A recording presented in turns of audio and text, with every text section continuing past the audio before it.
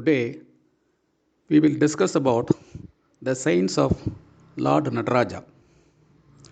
Lord Nataraja is an Amsa of Lord Shiva. We can see Lord Nataraja's Vigraha in almost all the Shiva temples. There are some temples which are exclusively dedicated to Lord Nataraja, like Chidambaram temple. But in many other Shiva temples, there is a separate idol kept, and that idol is worshipped separately. And on certain specific days, elaborate pujas are conducted for Lord Nataraja. Every Paurnami day, and more particularly every alternate Paurnami day, Abhishekam and Aradhana is being done. And more particularly in the Paurnami day of Margashirsha month, very elaborate puja is being done. That is called Arudra Darshan. Now, our elders understood the signs of Nataraja. But as usual, the esoteric science was not passed on. Now we will try to understand that esoteric science behind the principle of Lord Nataraja. Lord Shiva, who is the embodiment of consciousness, emanates in several forms, and one of the emanation is Lord Nataraja. Lord Shiva is supposed to have created different types of dances. One was Rudra Tandava, when he has to quell and annihilate evil forces, like it happened when Daksha Yajna, where wrong things were done, and where Parvati herself immolated her. Second is Samhara Tandava, when the world has to be annihilated as a pralaya.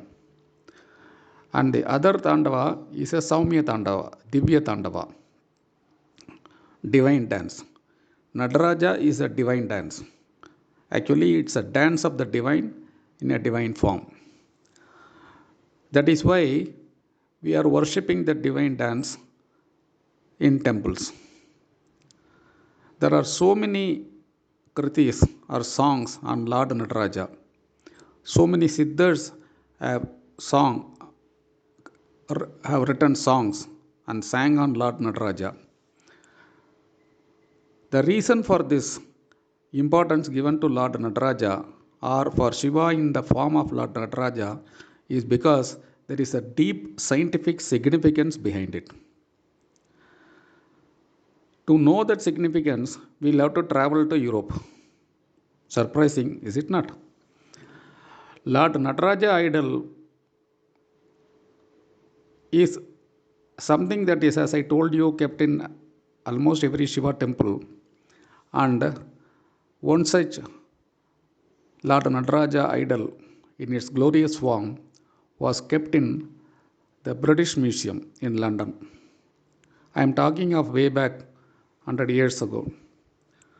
And one day, Albert Einstein came to that museum and he was visiting through the various things kept there. When he came near the Lord Nataraja Vigraha, he was stunned.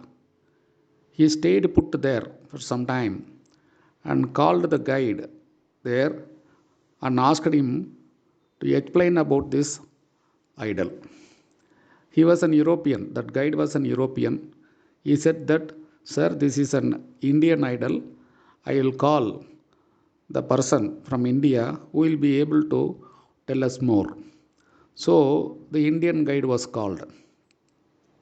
In the Indian guide, in his great wisdom, told Albert Einstein that this is an idol of Lord Nataraja, a deity in Hinduism, and it is worshipped in many temples.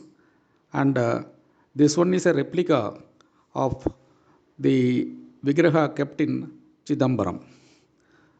Einstein asked, "Oh, fine, great. And what is the significance of this idol?" That person was flabbergasted because he himself did not know. So he said, "Sir, this is a dance of Shiva, and in Puranas it is being said like that." Einstein asked, "You please tell me the scientific significance why this idol has been created like this. There must be some reason.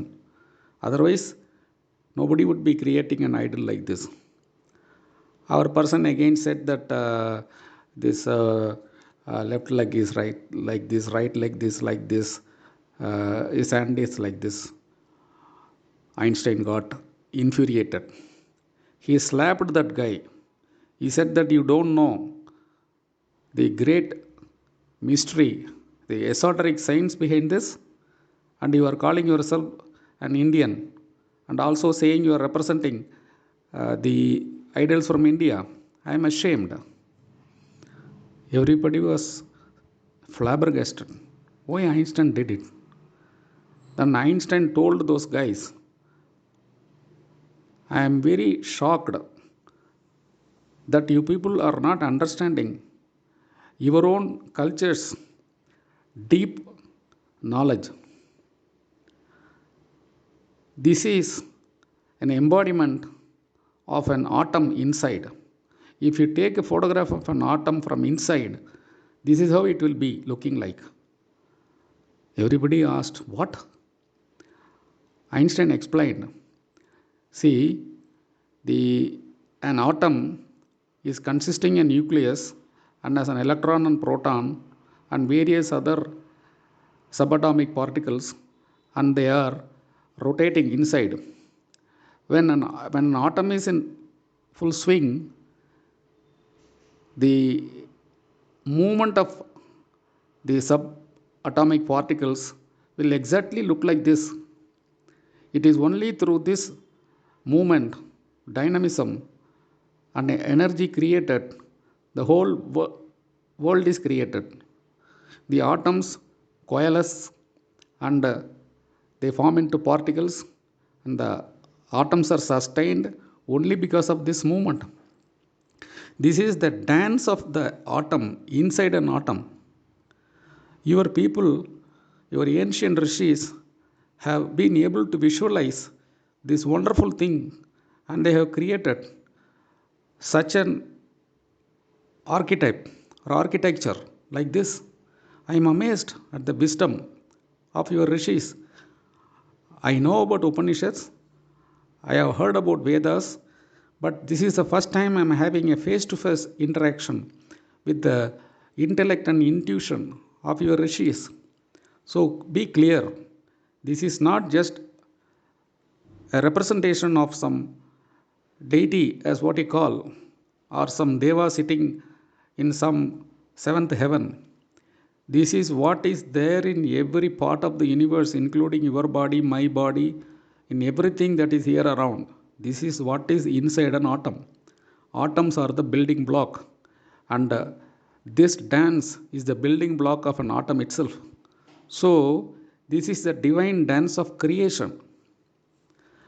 Then he said that I want one Vigraha of this type, and British Museum was more than pleased to order one, and it was presented to him, and Einstein kept it by his room side until his death.